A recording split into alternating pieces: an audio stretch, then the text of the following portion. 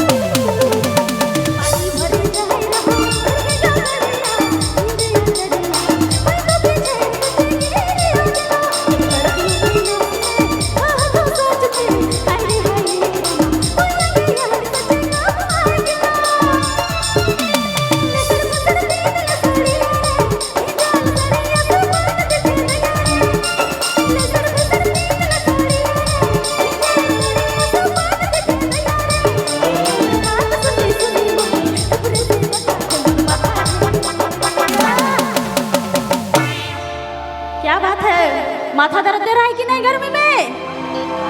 कोई बात नहीं, झंडू बाम काफी है। अरे डांडा हलत, अरे डांडा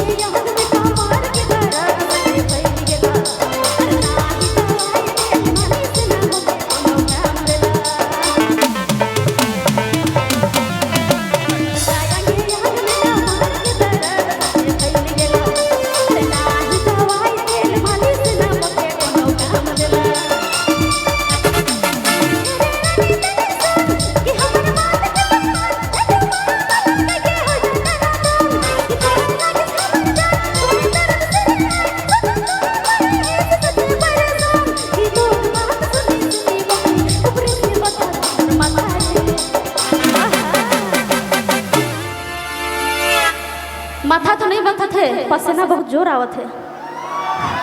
अरे डंडा हलत, अरे डंडा हलत, अरे डंडा हलत, झंडू बाम लगा दे सुबह।